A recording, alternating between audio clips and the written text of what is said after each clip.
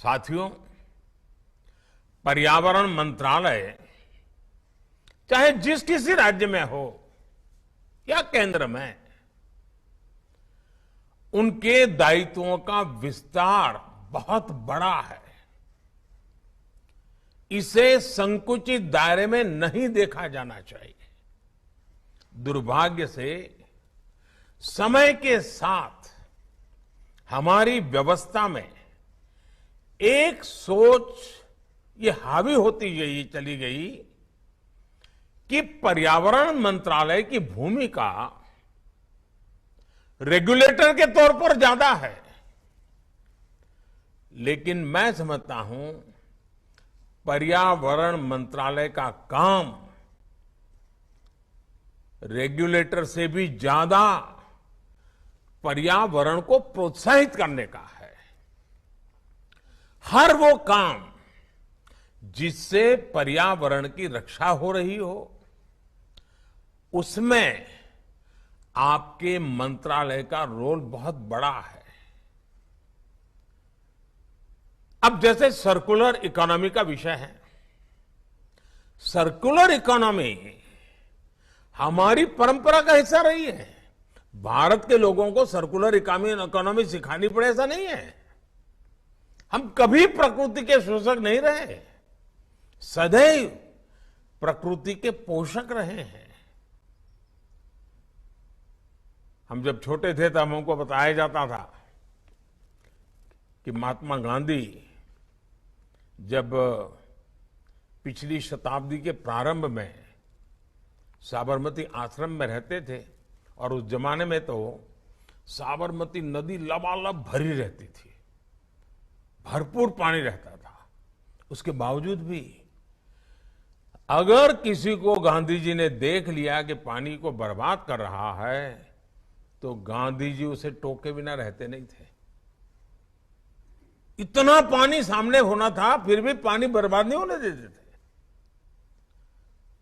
आज कितने ही घरों में, आप में से शायद हर कोई को पता होगा, हर एक के घर में होगा, अनेक घर ऐसे हैं, कपड़े हो, अखबार हो, और भी छोटी मोटी चीजें हो, हर चीज को हमारे यहां रीयूज किया जाता है, रिसाइकल किया जाता है, और जब तक उसका बिल्कुल समाप्ति न हो जाए तब तक हम उपयोग करते रहते हैं। अपने परिवारों का संस्कार है, और ये कोई कंजूसी नहीं है, ये प्रकृति के प्रति सजगता है, संवेदना है।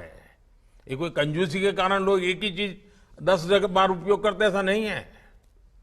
ये सभी हमारे जो पर्यावरण मंत्री आज आए हैं, मैं उनको आग्रह करूंगा कि आप भी अपने राज्यों में सर्कुलर इकोनॉमी को ज्यादा से ज्यादा बढ़ावा दें।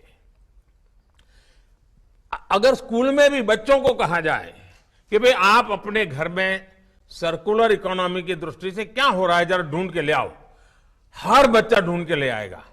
कॉन्शियसनेस आएगा कि इसको सर्कुलर इकोनॉमी कहते हैं, और इससे सॉलिड वेस्ट मैनेजमेंट और सिंगल यूज प्लास्टिक से मुक्ति के हमारे अभियान को भी ताकत मिलेगी। इसके लिए हमें पंचायतों, स्थानीय निकायों, स्वयं सहायता समूहों, वहां से लेकर एमएसएमई तक को हर किसी को प्रोत्साहित करना चाहिए, उनको दिशा देनी चाहिए, उनको गाइडलाइन देनी चाहिए। साथियों, सर्कुलर इकोनॉमी को गति देने के लिए ही अब पिछले साल हमारी सरकार ने, अपनी भारत सरकार ने व्हीकल स्क्रैपिंग पॉलिसी भी लागू की है। अब क्या राज्यों में ये व्हीकल स्क्रैपिंग पॉलिसी को लाभ उठाने के लिए कोई रोड मैप बना क्या? उसके लिए जो प्राइवेट पार्टियों का इन्वेस्टमेंट चाहिए, उनको जमीन चाहिए ताकि रिसाइकल स्क्रैपिंग को इंप्लीमेंट करने के लिए काम आए। उसी प्रकार से जैसे मैंने भारत सरकार को सूचना दी कि स्क्रैपिंग पॉलिसी को हमें बहुत गति देनी है, तो हमें पहले भारत सरकार के जितने व्हीकल हैं जो अपनी उम्र पार कर चुके हैं, जो किलोमीटर पार कर चुके हैं उनको स्क्रैपिंग में सबसे पहले लाओ ताकि उद्योग चालू हो जाए। क्या राज्यों में भी पर्यावरण मंत्रालय अपने राज्य को सेंसिटाइज करे कि भाई आपके राज्य में जितनी व्हीकल्स होंगे उसको स्क्रैपिंग पॉलिसी में सबसे पहले हम शुरू कर लें, स्क्रैपिंग करने वालों को बुला लें और फिर उसके कारण नई गाड़ियां भी आएगी, फ्यूल भी बचेगा। एक प्रकार से हम बहुत बड़ी मदद कर सकते हैं। लेकिन नीति अगर भारत सरकार ने बनी पड़ी रही है तो परिणाम नहीं आएगा। देखिए, सभी पर्यावरण मंत्रालयों को देश की बायोफ्यूल पॉलिसी पर भी तेजी से काम करने की आवश्यकता है। अब देखिए, बायोफ्यूल में हम कितनी तेजी से आगे बढ़ रहे हैं, लेकिन अगर राज्यों का भी ये कार्यक्रम बन जाए, राज्य तय करे कि हमारे राज्य के जितने व्हीकल हैं उसमें हम सबसे ज्यादा बायोफ्यूल ब्लेंडिंग करके ही व्हीकल चलाएंगे, देश में कंपटीशन का माहौल बनेगा। देखिए, पर्यावरण मंत्रालय को इस पॉलिसी को ओन करना होगा, उसे ग्राउंड पर मजबूती से ले जाना होगा।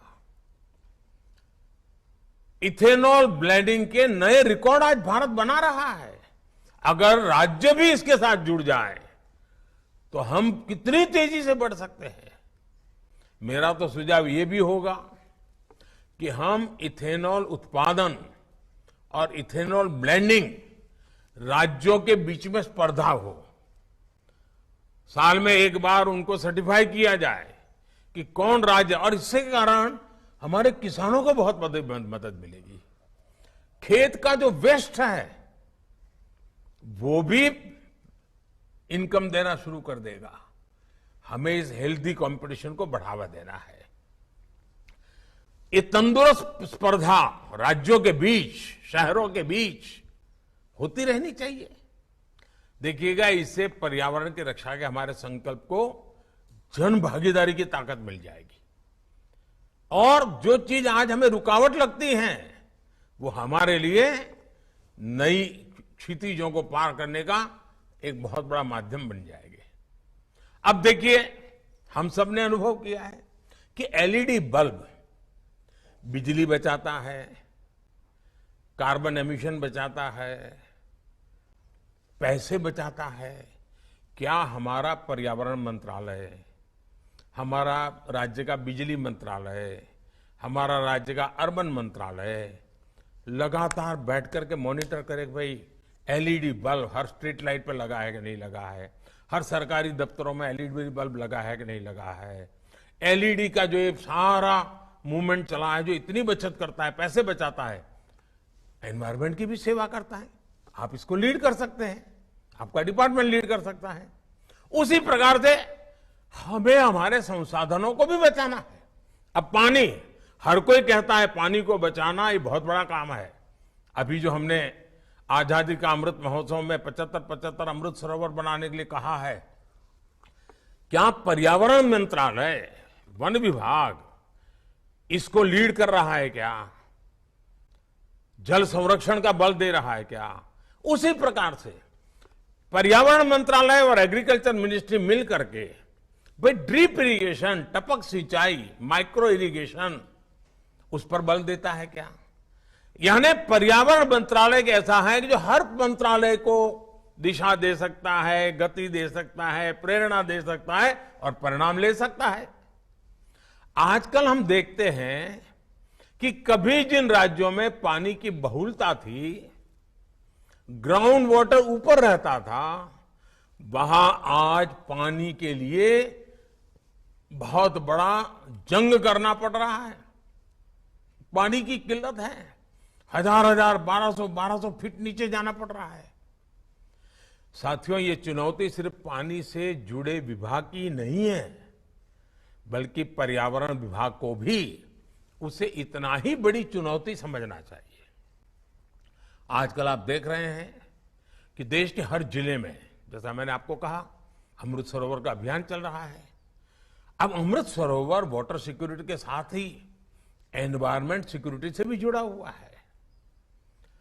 उसी प्रकार से इन दिनों आपने देखा होगा हमारे किसानों में केमिकल फ्री खेती, नेचुरल फार्मिंग, अब यूं तो लगता है वो एग्रीकल्चर डिपार्टमेंट का है, लेकिन अगर हमारा पर्यावरण मंत्रालय जुड़ जाए तो उसको एक नई ताकत मिल जाएगी। प्राकृतिक खेती ये भी पर्यावरण की रक्षा का काम करता है। ये हमारी धरती माता की रक्षा करना ये भी एक बहुत बड़ा काम है। इसलिए ही मैं कहता हूं कि बदलते हुए इस समय में पर्यावरण मंत्रालय द्वारा पार्टिसिपेटिव और इंटीग्रेटेड अप्रोच लेकर काम करना बहुत आवश्यक है। जब पर्यावरण मंत्रालय की दृष्टि बदलेगी, लक्ष्य तय होंगे, राह निर्धारित हो जाएगी, मुझे पूरा विश्वास है साथियों, प्रकृति का भी उतना ही भला होगा।